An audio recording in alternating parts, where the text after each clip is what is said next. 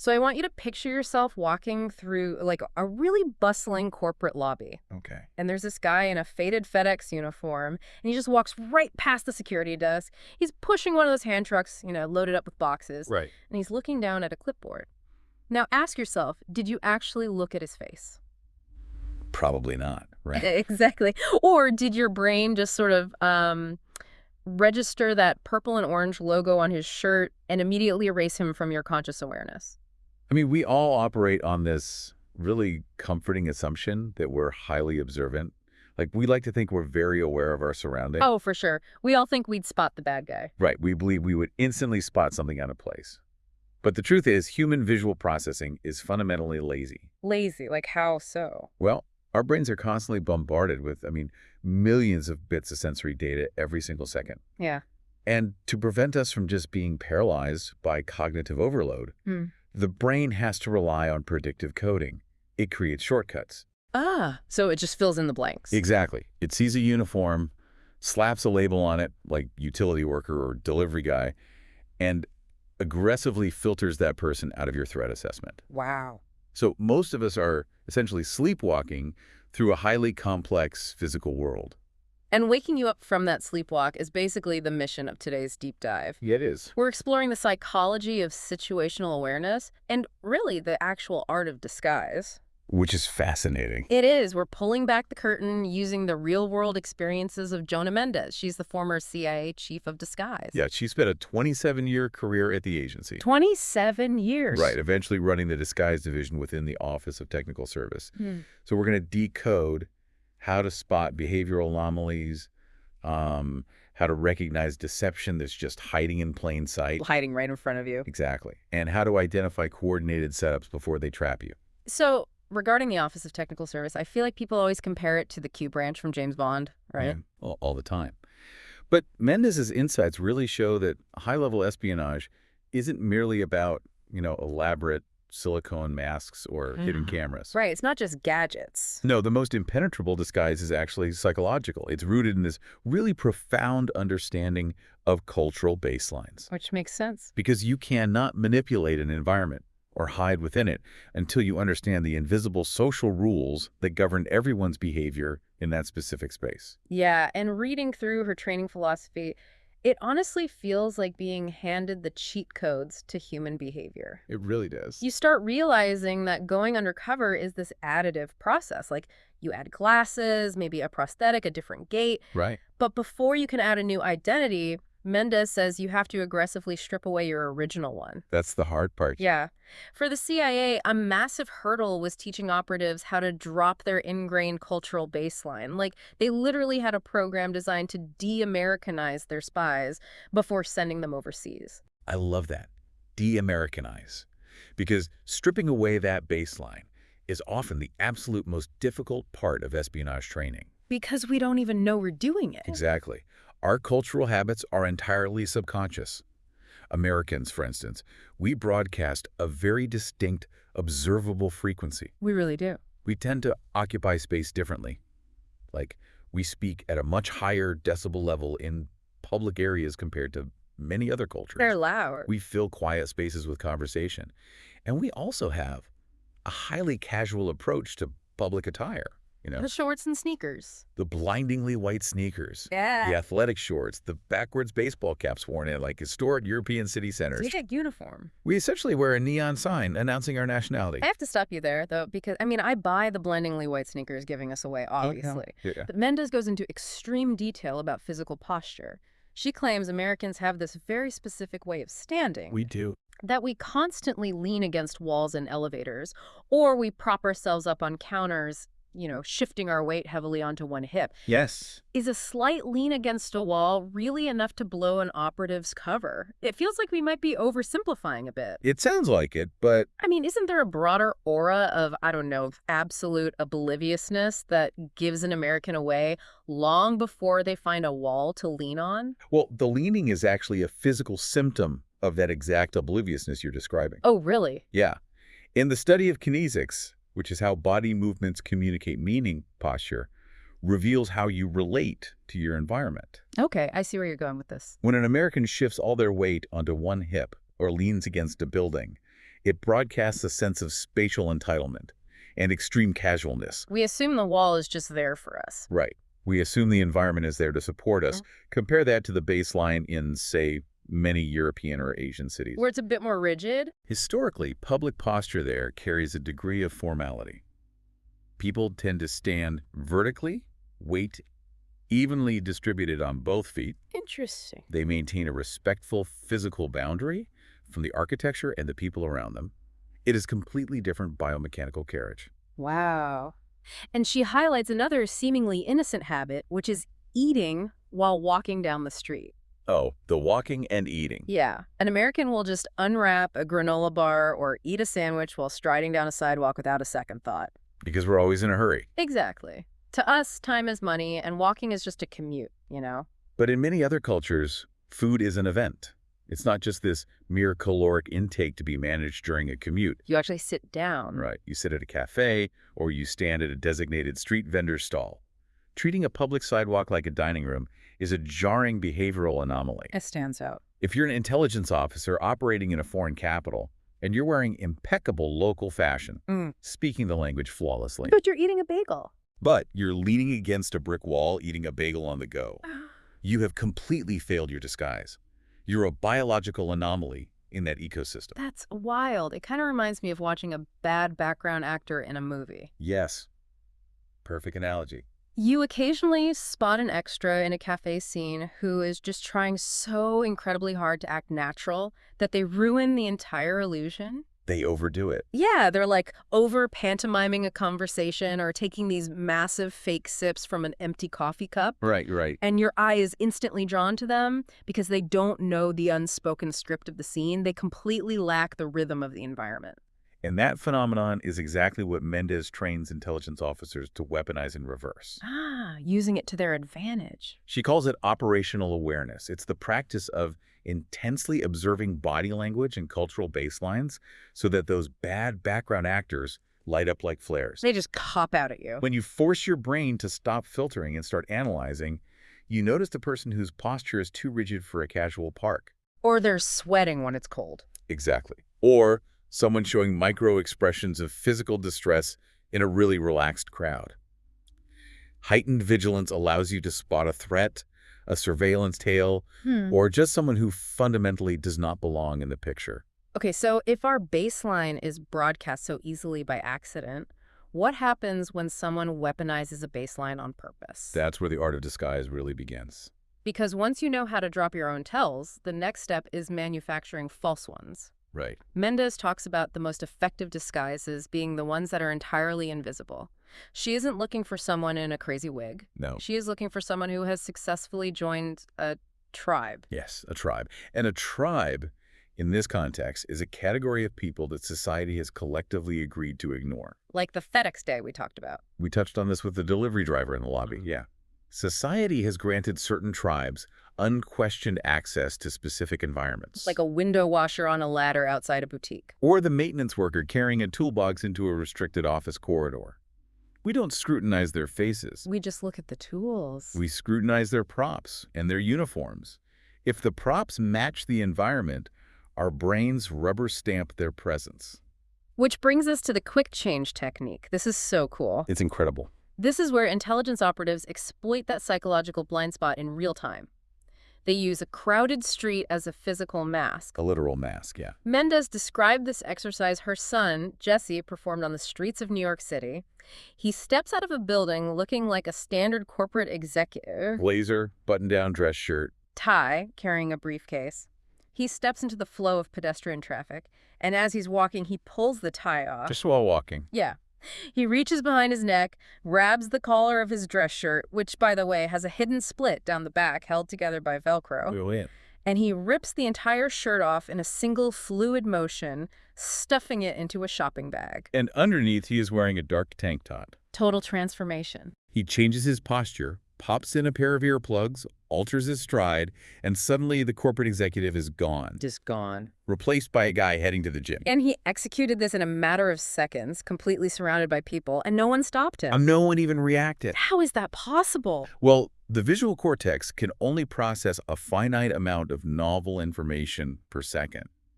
Humans do not process the world in a continuous, high-definition video feed. We think we do, though. We do think that, but we actually process reality in fragments. And our brains stitch those fragments together using context. So if I'm walking past him... If a pedestrian is walking toward Jesse during that 3-second quick change, Yeah. they might register a strange, fleeting burst of motion. Like a blur. Yeah. But before their cognitive reasoning can contextualize what that motion was, the event is over. The new context, a guy in a tank top, is established. So the brain just accepts it? The brain simply discards the confusing anomaly, rather than halting to investigate it. Doing that on a casual Tuesday in New York is an interesting sociological experiment for sure. It is. But Mendez detailed applying this exact cognitive exploit in literally the most hostile surveillance environment on Earth. Cold War Moscow. Yes. The operation was under the cryptonym CKTA, which was a highly classified operational code the CIA used for specific intelligence gathering missions inside the Soviet Union. The hardest place to operate. The KGB had blanket, suffocating physical surveillance on every known CIA officer. Every single one. So, Tony Mendez, Jonah's late husband and a legendary disguise master, he needed to vanish while actively being tailed by trained KGB agents. And the stakes could not be higher. If you fail a quick change under hostile surveillance, the operation is burned, and local assets likely face execution. It's life or death. So Tony Mendez is walking down a pathway in a Moscow park. The KGB agents are trailing him. He appears as a standard businessman, wearing a raincoat and carrying a briefcase. Standard American. Right. And he reaches a slight bend in the pathway, giving him a microscopic window of obscured vision from his tail. We're talking seconds. In exactly 43 steps, which translates to about 43 seconds, he evaporates. 43 seconds. The raincoat he was wearing was specially designed to be reversible.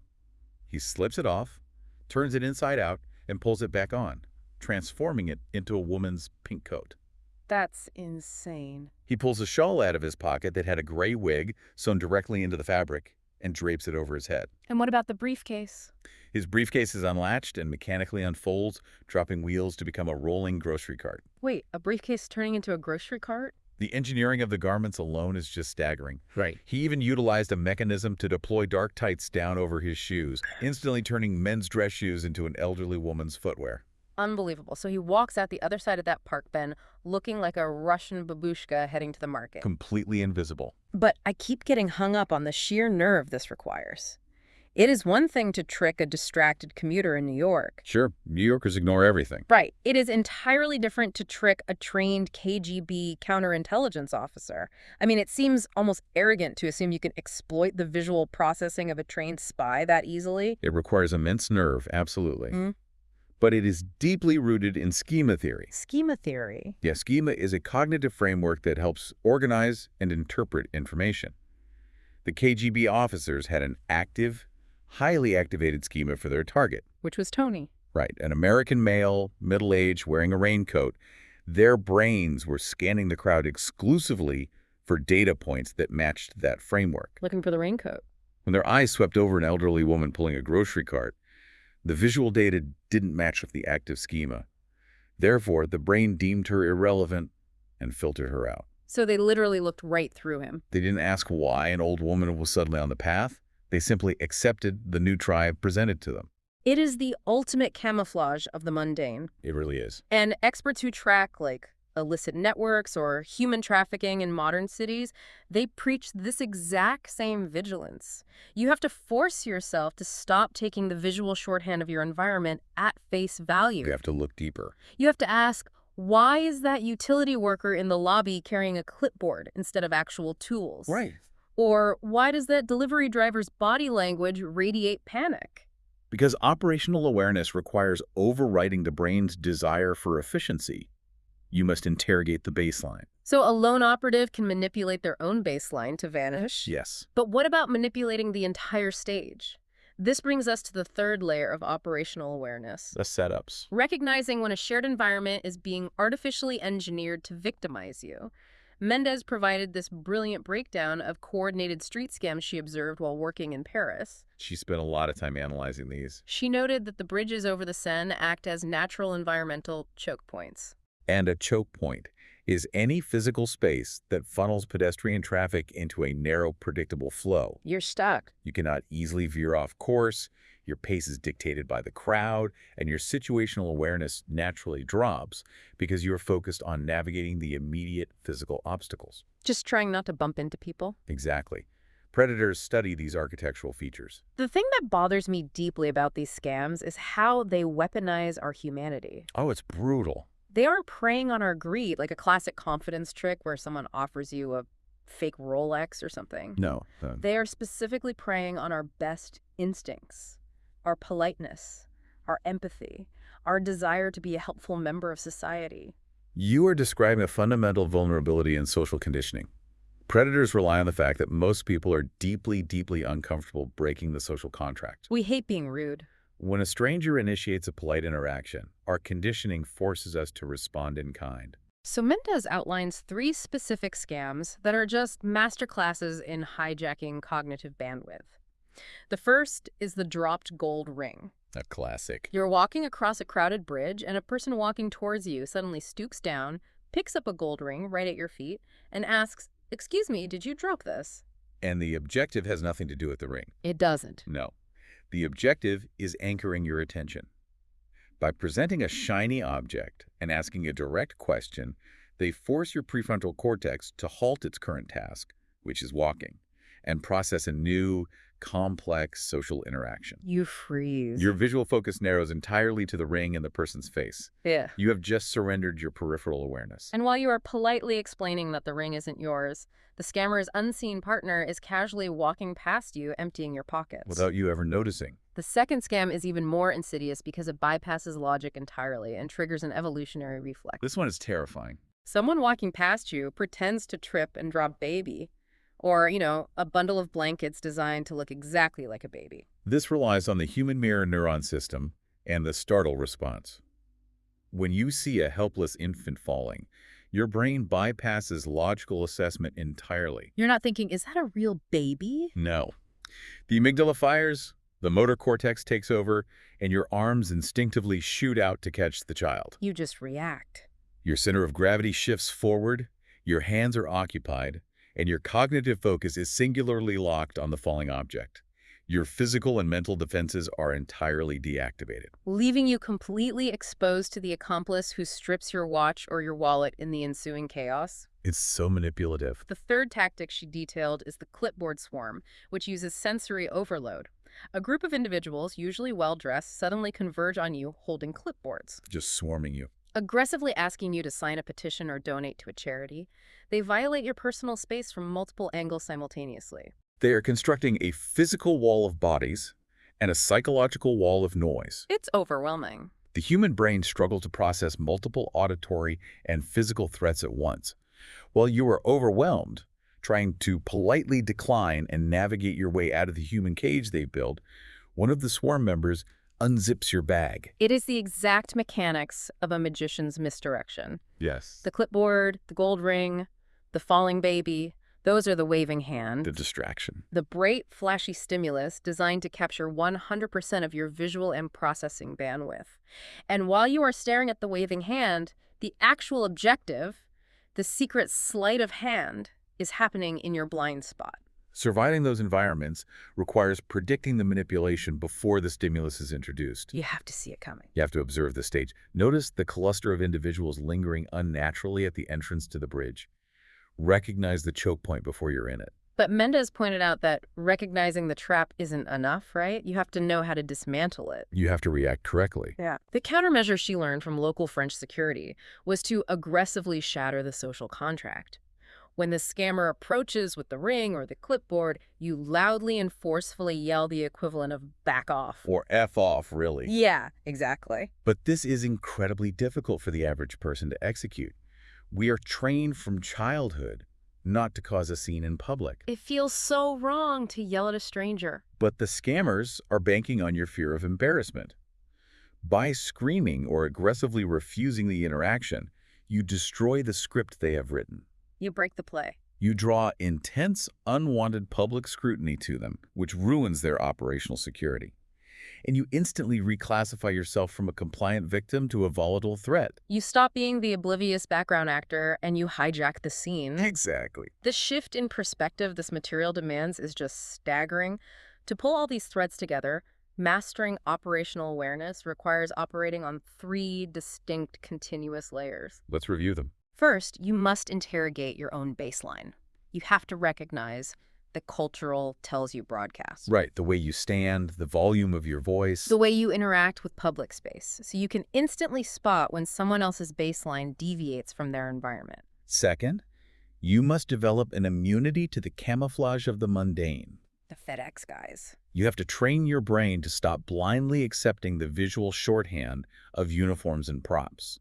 You must look at the invisible tribes, the maintenance crews, the delivery personnel, and constantly evaluate if their micro-behaviors actually align with their assumed identities. And third, you have to read the architecture of your environment. You must identify the physical choke points, anticipate manufactured distractions, And be ready to break the rules. cultivate the willingness to violently break the social contract when a situation begins to feel artificially engineered. These aren't just Cold War parlor tricks. Not at all. They are foundational observation skills that dictate how safely and effectively you navigate the physical world. Implementing this mindset permanently alters your reality. Once you start observing the invisible mechanics of human behavior, you can never return to simply glancing at a crowd. It's like seeing the Matrix. I want to issue a challenge to you, the listener. Tomorrow, when you walk to the train or navigate your local grocery store, force your brain out of its predictive coding. Be intentional. Actively study the people around you. Notice who is leaning against a wall and shifting their weight. Notice the person blending seamlessly into the background noise in a utility uniform. And interrogate why your brain assumes they belong there. Map the choke points in your daily commute. Yep. Attempt to read the raw code of the behaviors around you. It is a profound exercise in waking up to your own environment. But before we close out this deep dive, consider one final provocative reality that sort of builds on everything Jonah Mendes has outlined, but wasn't explicitly in our sources today. Oh, what's that?